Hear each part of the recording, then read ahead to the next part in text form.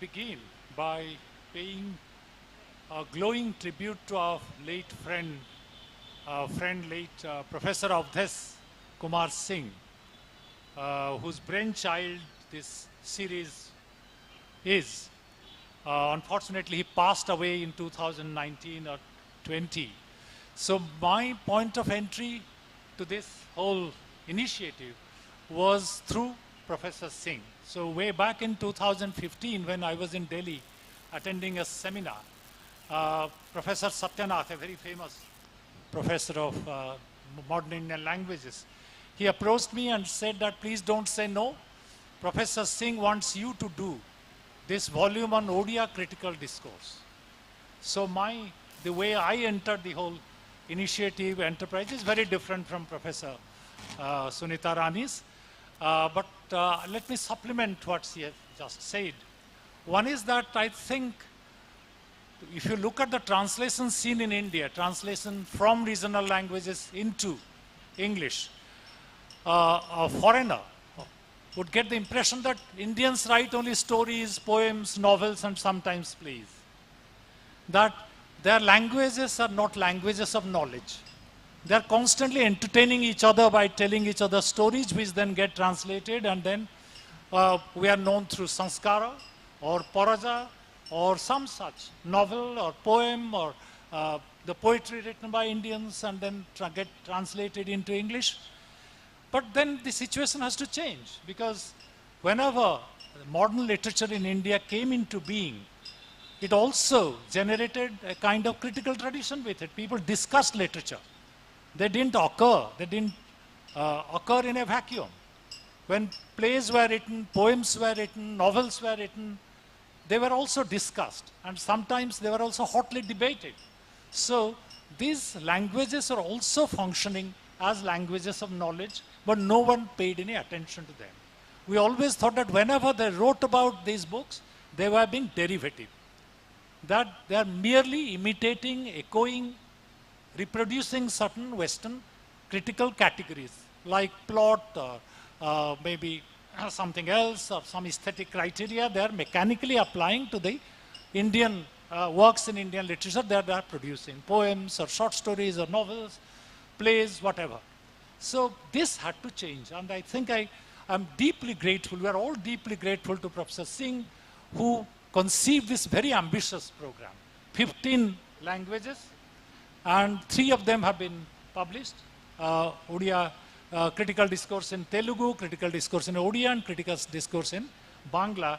And the 3rd has been edited by my friends, Professor Subha Chakrabarti Dasgupta and a younger colleague. So I think the whole objective was to make the world know that we are capable of critical thought, that we think about literature in very original and innovative ways. We simply haven't paid enough attention to it. So this is what we did. Professor Suneetha Rani and I and Subha and others will soon submit their volumes. We chose critical essays produced or published over a period of 150 years, around more than 100 years, and then selected 25 of them and translated them into English, supplied head notes and biographical notes, and a long critical introduction. So I hope that after reading these volumes, people will be disabused of the notion that we are only after entertainment, we are incapable of critical thought, that we can't explain literary change in innovative ways. We simply imitate whatever critical categories or aesthetic categories have been supplied by Western criticism through university syllabi. So staying with you, Jatinji, you mentioned that, the assumption is that it is just an imitation, it is just a derivation of critical theory that informs any examination of literary works in Odia, in Telugu. And, when we were discussing this session, you spoke about one particular essay where a character, I mean the criticism is through one character defending his role in the particular story he's a character of. So what is that if it's not innovative? Yeah, that came as a very pleasant surprise. I'm you are actually mentioning or referring to one of the iconic Odia critics called Notabara Samantarai, who was written extensively on the 19th century. He has an encyclopedia of critical thought on 19th century, because in that century, our sensibility was transformed under the impact of Western literature, under the impact of colonial modernity and institutions. So we expect him to be a scholar who spends a lot of time in the archives. In fact, some of his books are full of footnotes, scholarly footnotes, inaccessible sources. But then this very critic writes an essay about a character in again, another famous novel, Matira Moniso, which has been translated into English by Bikram Das, and another iconic translator of Odisha. It was also translated by Annada Sankar Ray's wife, Leela Ray. So this is an iconic novel.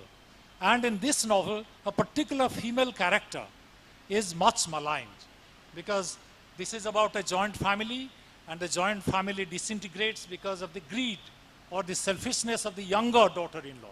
This is a familiar story in all joint families. The younger daughter-in-law is a rebel, and she doesn't want to share life with other members of the family. So she's a much maligned character. Everybody thinks that her husband's elder brother is a Gandhian. He abdicates, he renounces the property and goes away, taking his family with him. So he's a very idealized character. He's one of the most memorable characters. Mrinal Sen made a memorable film on this novel, Matira Moniso, and it won President's Award. So Notabara Samantarai makes this very interesting choice, which I, as a student of English literature, I have not really come across any Western critic doing that. That he imagines that he is this much maligned monster, this younger daughter-in-law, and presents the whole novel, the action from her point of view, taking the novelist to task and taking the idealism of the Gandhian idealism to task, that it's shallow, that this Gandhi and her husband's elder brother should have tried to change his own wife before trying to change the world. So it's a fascinating, so from a highly archive-oriented critique to, so this is criticism as creativity. Something that I think deconstructionists and others talk about, but they never actually practice. So this was a wonderful discovery, and there are many such pleasant discoveries and shocks when we put the volume together. That's a really wonderful story, and it struck me that we have certain assumptions that, criticism can't be creative. So it's an excellent example to refute that notion. So I'm sure you must have come across similar surprises and serendipity in your journey with this book. I was very struck by this quote, which is from 1936, which is Kovela Suprasannacharya observes that there is a great difference between the Greek grammarians who believed that literature is an imitation of the world and the Indian grammarians who believed that literature is an extraordinary outcome of the aesthetics. So this in itself, while it makes a very strong point, it also points to an assumption. Both Odia and Telugu have been ordained classical languages in India, so they have received that name, that epithet. So do you think there is always a corollary or an assumption then classical, like Jatinji said, that it's all about poetry and it's all about creation rather than deep thought or reflection? I must first join Professor Jatindra in thanking Professor A.K. Singh for taking this initiative. But for him, this series, I don't know how it would have taken a shape. He is the mind behind this series. And also Professor Satyanath, particularly for also including me into this project to put together the Telugu volume. It is on. No, that's an interesting question. One major observation that I have about criticism in Telugu is that it is always a dialogue between classical literature and the contemporary literature. Classical literature, then Western literature. Classical literature and then, you know, the variants, the literatures coming from people's movements. There's a constant dialogue. There is some opposition, there is some argument, then there is amalgamation of all these arguments. Then all of them, some critics come together to condemn another critic, or, you know, this dialogue just constantly continues. And through literature also the criticism has continued. Uh, Your mic. yeah, correct. Even literary forms have been used. But when we are talking about it, I just wanted to draw your attention to one very, very interesting development. Probably it happened in all Indian languages. On one hand, the contemporary 19th century particularly, greatly influenced by the Western thought, English thought, was saying that no, we should be using people's language, not Sanskritized Telugu. In the same vein, there were some others saying that English is a Western language, we can take the thought, but we should stick to the Sanskrit tradition. There were also others who were saying, leave alone the Sanskritized traditions, Westernized traditions, let us look at people's languages. And then within that, again, not just colloquial Telugu, but that Telugu of the various regions, Andhra, Rayalaseema, coastal Andhra, North Andhra, you know, you should also bring in these variants. And in all this, Ramurthy, whose work I have also included there, he is arguing for tribal languages as well. And this happened in early 28th century. So this dialogue, a multifaceted, multidimensional, constantly conflicting dialogue, came through all forms of literature. There was novel that was talking about it, poetry was talking about it, there was drama that was talking about it, and literary essays and non-literary essays also were talking about it. There is one very well-known writer whose work I have referred to in my introduction, who was very harsh on English. Very harsh. He even went to the extent of saying, are you that shameless that you are Telugu people and you speak in English? How can you be that shameless? But he used the format of Addison to write his essays. You know, in the satirical form. His protagonist is also taken from there. But his critique is against English language and English tradition. So With no hint of irony. Exactly. So very, very, really ironic.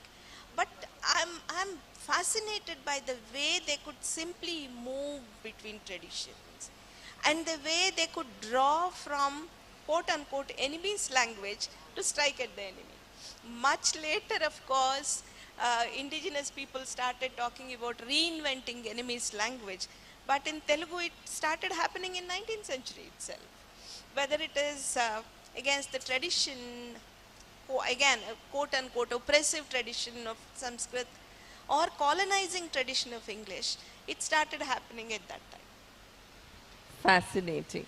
So, one thing that would unite both these collections as far as the themes, there are many, but one of them is the identity which is given by a language and literature. So, you know, if you place Odisha and its dynamics with Bangla on the one side and with Telugu on the other side, do these questions of identity, and then statehood came in 1936. So, you know, how did all of this play into the way the literary criticism of the late 19th and early 20th century panned out? Yeah, when we looked at the way critical tradition evolved in Odisha, we suddenly noticed that something was at stake. Literature was much more than entertainment. For the critics in the later part of 19th century in Odisha, criticism was far more than simply analyzing texts. Something much more important was at stake, and that's the question of identity. And this identity was based on language. And it's common knowledge that Odisha was formed, one of the two states that were formed, provinces, on the basis of language. One was Sindh, the other was Odisha. So Odisha is the only state now, was the only province during British rule that was based on language. So language, the link between language and identity provided literary criticism in Odisha with a great momentum. In fact, once the state was formed, once the province was formed on the basis of language, it seems as if literary criticism loses much of its vitality and it gets academized. Nothing is at stake anymore. For instance, think of the bitter battles fought in the late 19th century. Two magazines were fighting with each other about who is a greater writer, Radhanath Ray or Upendra Bhanja, who is more obscene than the other. And the battle got so fierce that somebody's stable was burnt. And yeah, the cow shed was burnt. And they all wrote under pseudonyms because they're scared of getting beaten up. So it reminds you of, say, 17th century Britain where Dryden was roughed up by Earl of Rochester. So literature was a matter of life and death, not only for the province, but also for the writers. So I think this gradually ceased to be the case as we move towards the 20th century, when research formed the basis of literary criticism, it's lost that vitality, lost that vigor. And it, You mean no more stables are being burned? no more stables and no more cow sheds are being burned, but they're threatening each other maybe, but gently. So something was at stake, and literature mattered, language mattered, and it was, both these were linked to identity and were creating that identity in diverse ways. So I look at it this way. So if, there were these, I'll come to the magazine and the periodicals, that is a whole different aspect of your books. Andhra has a certain, there's Rayalaseema, as you mentioned, there are these various provinces, there are various languages. You have one essay on Muslim Sufi customs, another one about a feminist reading as well of Muslim writing. So all of this identity politics, then you have the influence of, you mentioned Bengal. So how did you, was it a challenge to balance all of this in a book, as you mentioned, of a few hundred pages? You're very right, it was a challenge. I have included 32 excerpts, but still the space was not sufficient. Also, I'm just quickly taking it from Professor Jatindra. Grammar was being rewritten at that time. The grammar of Telugu itself was being rewritten by different people. I still remember as a child in 70s when my Telugu teacher would discuss the 19th century developments and give an example like how Samskrita is Telugu is going to affect our lives and we better come to people's languages. And he was referring to Chinnai Surya, grammarian in 19th century, a joke of course, that a cat entered into his house and he had to call his wife to drive away the cat. And he put it in his Samskrita is Telugu, and by then the cat had, finished the milk also. So this was the kind of, even humor was extensively used to show what is the effect of the classical, Sanskritized or westernized languages. Coming back to your point, yes, like there were diverse voices in 19th century, coming to 20th century, the identity movements became really strong. And the expression was also largely dependent on language. Whether it is politics of language in terms of feminism, in terms of Dalit movement, in terms of minority movement, or in terms of the regional movements. The variance of the regions coming into literature as well to find an expression or to express themselves in their own language. There was some conflict between these movements as well, but finally they all thought, no, all our voices should be there, given all the diversity, but representing, as you said, should not have become tokenistic as well. That is where it became difficult. On one hand, it should not become tokenistic.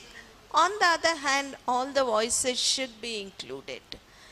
The volume also, I think, stops by 20th century. It is not really extending much into 21st century, but a lot is happening even now. Region plus religion. Region, caste and religion. Region, caste, religion and language.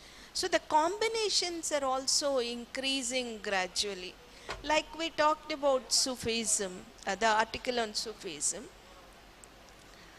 there is something very, very unique to the Telugu context. That is, Muslim community has its own language, Urdu. Their identity is also known by the linguistic identity, that is Urdu speakers. I think not many states have that. So, do they express themselves in Urdu? Do they come into Telugu literature? Again, the subcastes in Muslim community, some speaking in Telugu and not being accepted as Telugu writers, some writing in Urdu. And those writers who have brought Telugu and Urdu together, thus giving rise to a new variant of Telugu as well as part of the identity movements. So it was a real widespread, and it was challenging to choose from there. Again, to give you a small anecdote, I remember when I was discussing preliminary discussions I had with a number of critics, contemporary critics, one of them got a little irritated and he said, each one has written 3,000 pages. How can you bring all of them into 300 pages? Is it possible? What are you doing? Wouldn't it become tokenistic? You know, instead of that, you translate one writer, that should be fine.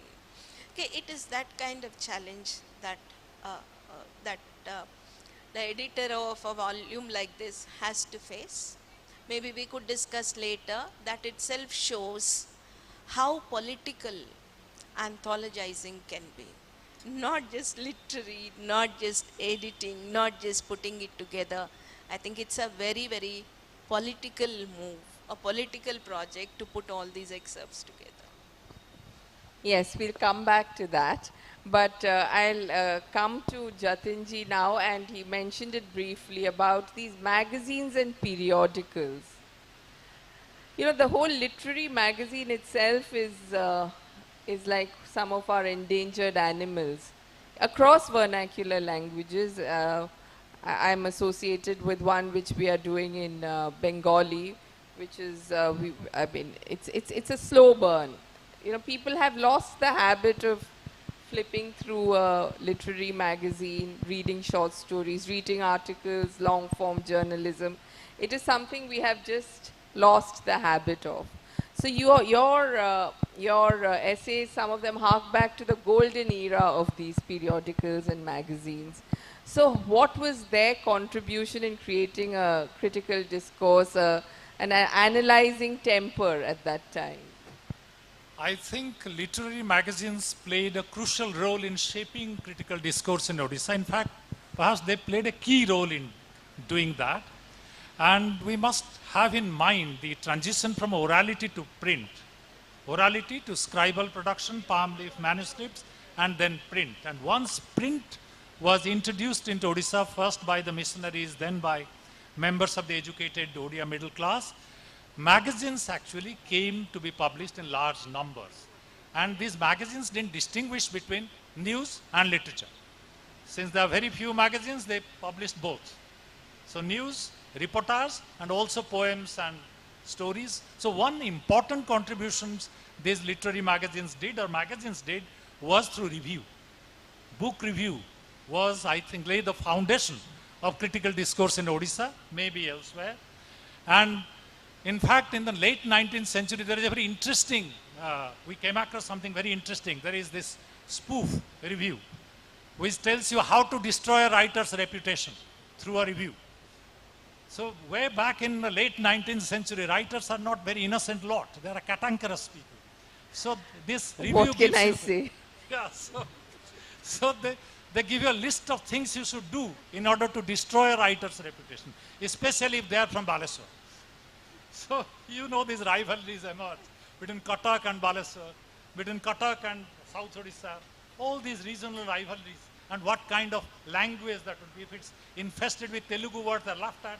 And if it's infested with Bengali words, they're scared because Bengalis happen to be the more dominant neighbor and they were trying to appropriate their language. So review, in fact, we found that the definition of samalochana, the word samalochana, in our very voluminous dictionary, 7-volume dictionary, it's a monumental work, 1936 to 1945. Actually, one of the meanings of the word samalochana is book review. So early, they thought that samalochana, criticism, actually consisted in writing reviews of books. And they could be very, very cantankerous, very, very scathing, and writers were scared of them. And they actually shaped the sensibility to a large extent. And also, I think, many of these magazines, once these controversies, bitter controversies settled down, I think they became more mature. In 1897, the most important literary magazine titled Utkal Sahitya came to be published.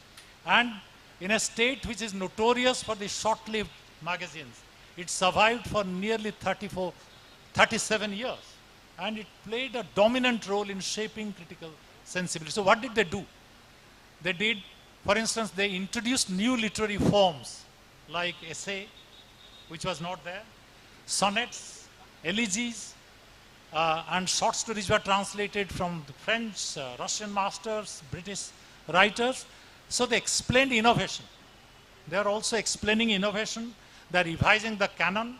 So they are doing all sorts of things. And later, they would also engage in a campaign to consolidate Odia identity through writing literary histories, writing histories of Odisha. So they were actually campaigners. They are not just literary magazines. I mentioned just a few minutes earlier that literature or literary critics felt that there was something at stake, something that when criticism got academized, nothing except the career of the author was at stake. And even that, not always. That's wonderful. So I'm sure the stories of Jatinji kind of resonate through the periodicals and magazines in Telugu as well. Yes, there was some sarcastic remarks about other languages, other practices, like Tamil was one of the languages which was quite often. Neighborly love wasn't a strong point. Yeah. No, I think they were also like hitting at the colonization, linguistic colonization as well, and geographical colonization, internal colonization. Yeah, Telugu literature also saw a number of forms coming from the West to Telugu, particularly conduct books, as novels, even as periodicals, as journals, Gruhalakshmi, Anasuya, all of which were talking about women, ideal women, family women, educated women who do not fight, who are quiet. If they are passers by, they don't hear any noise from an educated woman's house because she knows the decorum, she knows etiquette, that kind of a thing. Vireshilingam Pantulu, who was one of the social reformers, had this interesting journal called Sati Hitabodhini. From the name itself, you can make out how he was addressing to all satis, to all wives. And journals have always played a very, very important role, even in contemporary times. Most literary debates are happening in the literary sections of newspapers.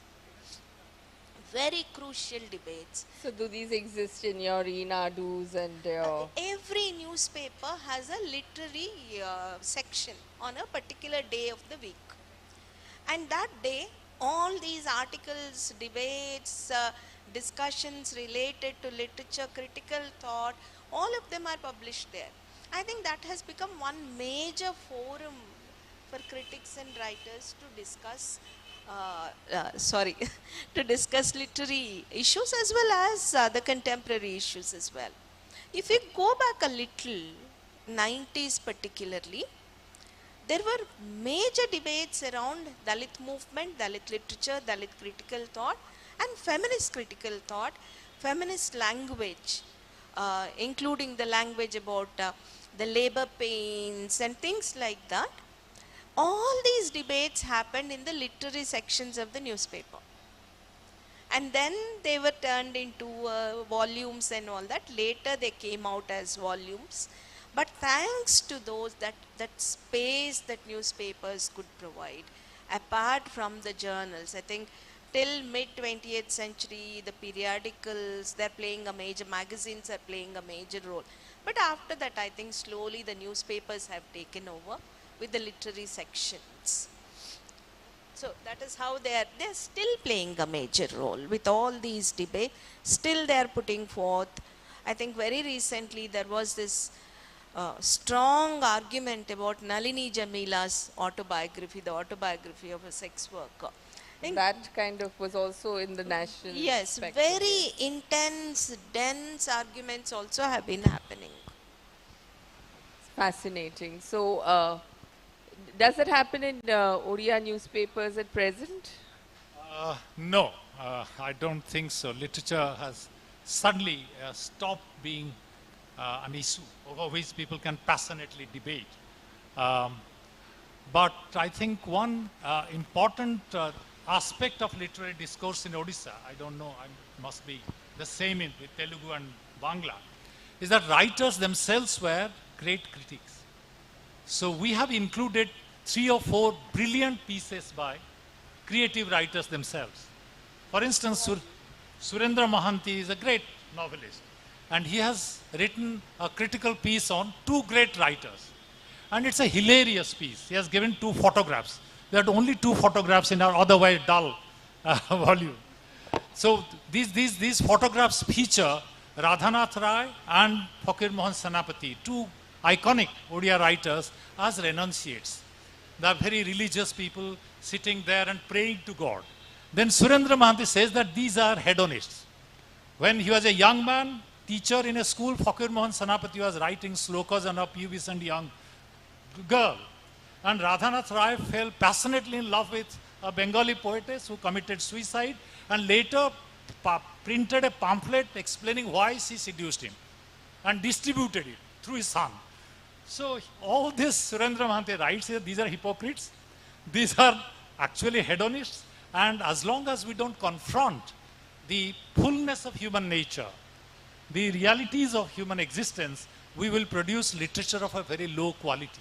So writers could write such wonderful critical stuff, give quotations and call it the flowers of opium. The title is Ophimera Fulo, the flowers of opium.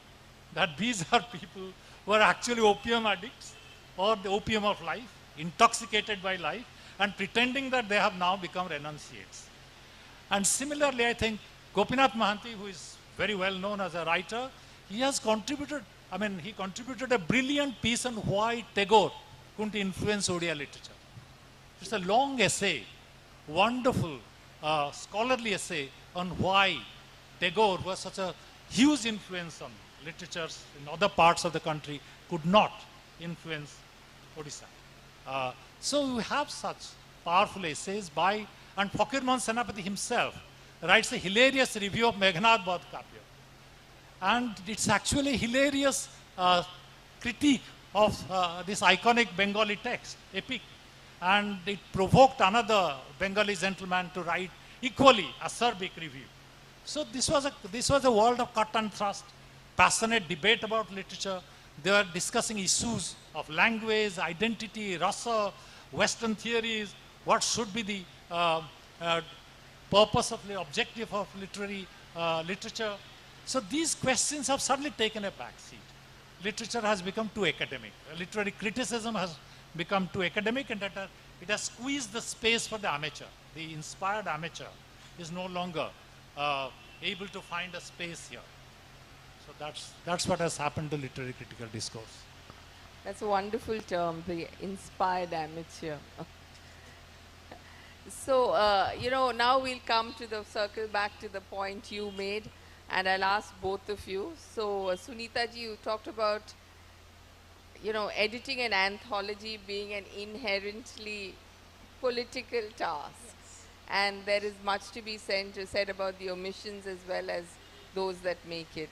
So, can you talk us through what you went through, your moments of, feeling that you would need a few more essays but couldn't accommodate them? Yes.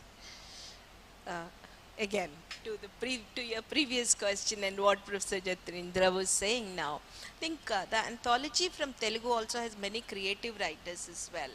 Because most writers, creative writers in Telugu have been critics.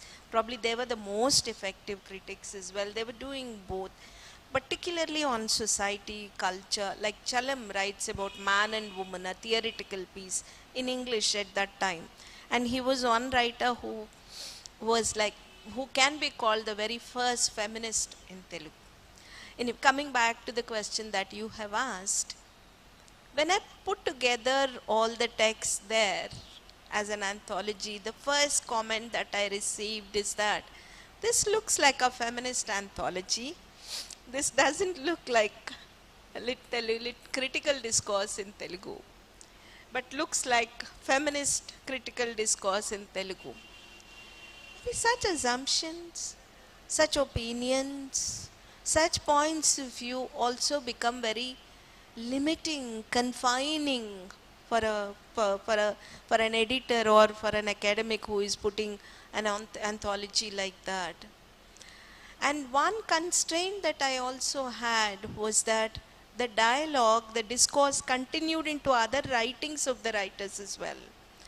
So that became a major constraint. Like if I have included Vinodini's essay in as part of this volume, she had continued that argument in other texts as well.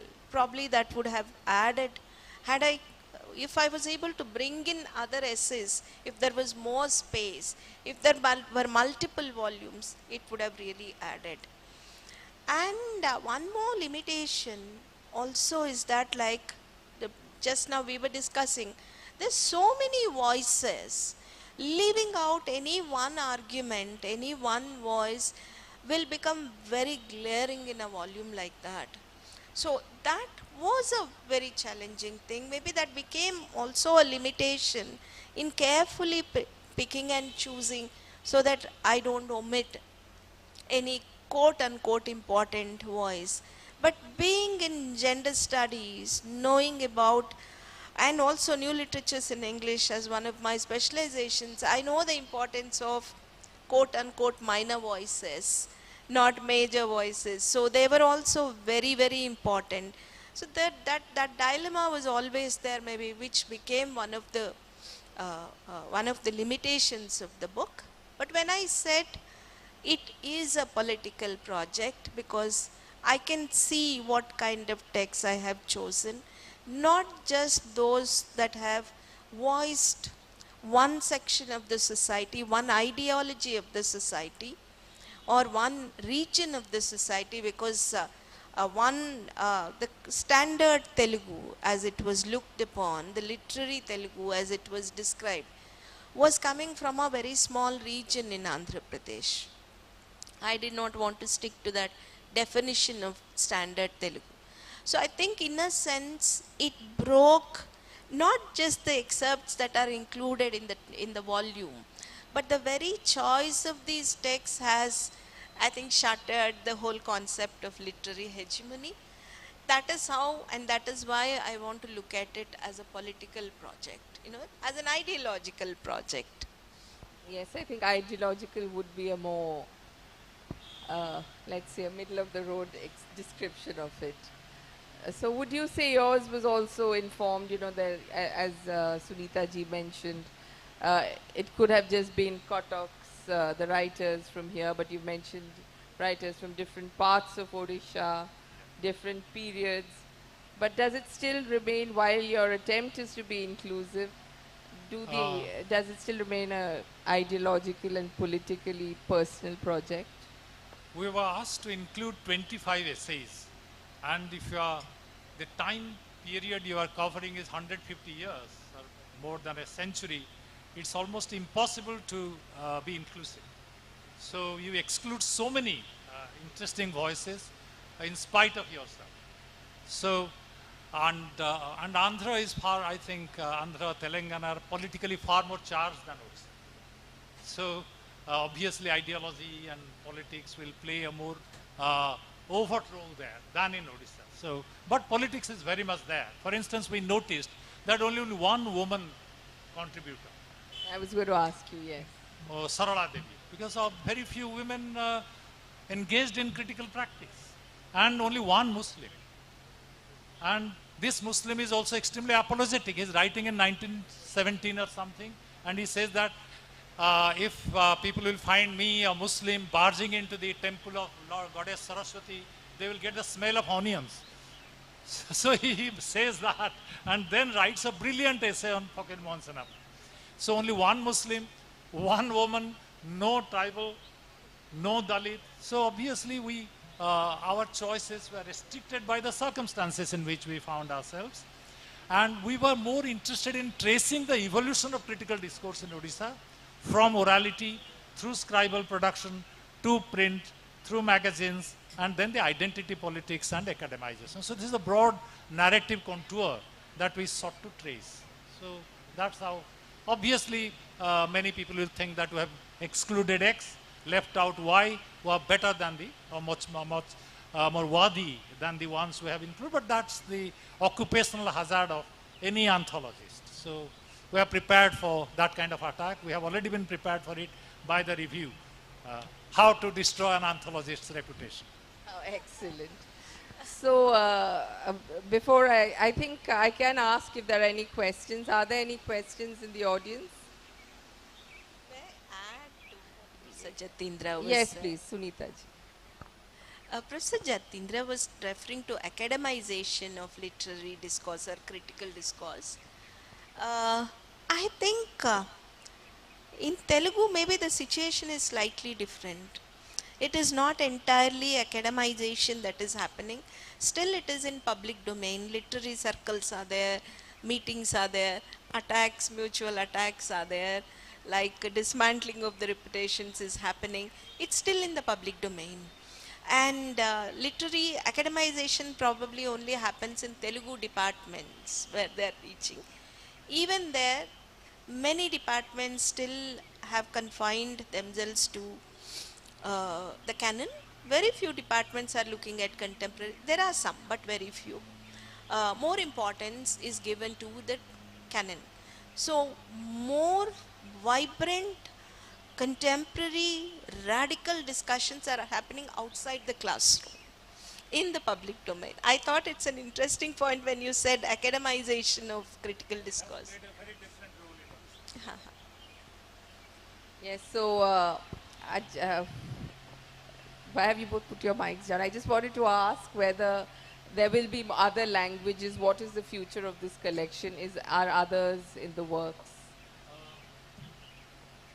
Another 12 are in the pipeline, and when all the 15 volumes are finished, I think that will present a wonderful, a comprehensive picture of South Asian critical discourse with special reference to India.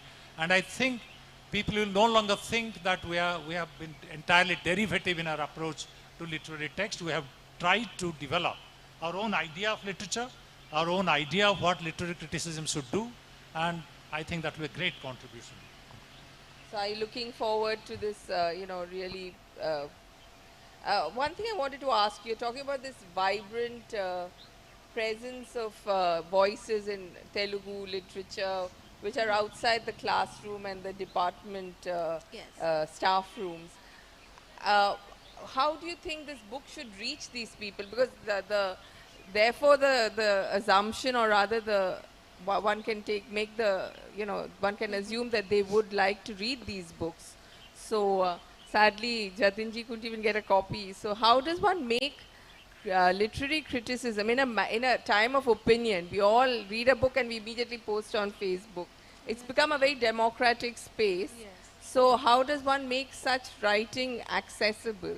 Why do these books tend to, not make it even to a literature festival? No, one reason is the price, It's many of these books are very expensive. I was sharing with Professor Jatindra that one of my students asked me a sharp question in the classroom. Why is the price so high? How do you expect people to read it? If you want people to read it, you can't be pricing it like that. Then I said, I'm not responsible.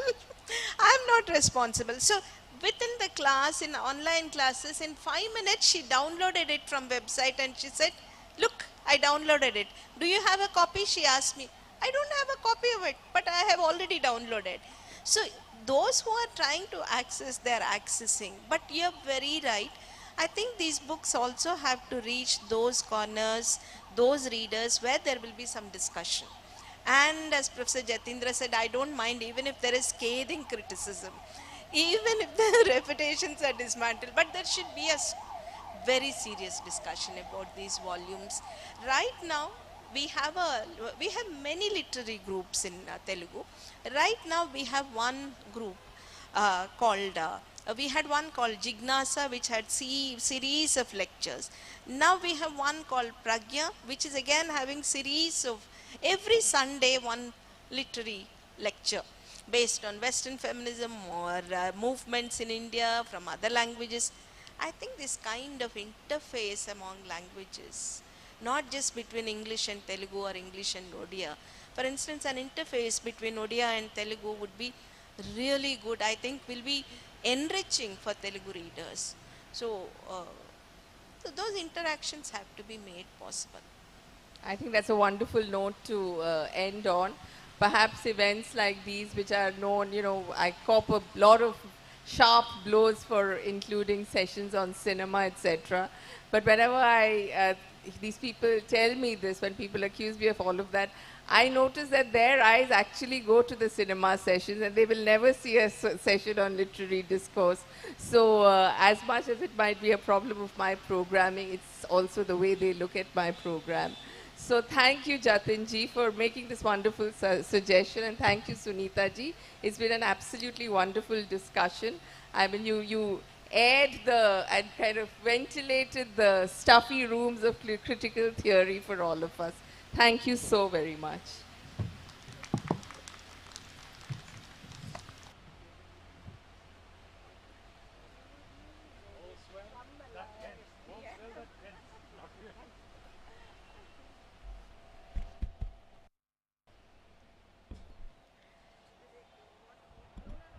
Thank you, Suneetha ji and Jatin ji, for that very enlightening conversation. Our next session is titled Ode to India's Nightingale, where Sonam Kalra, Antara Salil Chaudhary, and Surya Deo will discuss Lata Mangeshkar's immortal legacy. They'll be in conversation with Malavika Banerjee. Ms. Chaudhary will be joining us virtually, so you'll have to give us a couple of minutes to set that up, please.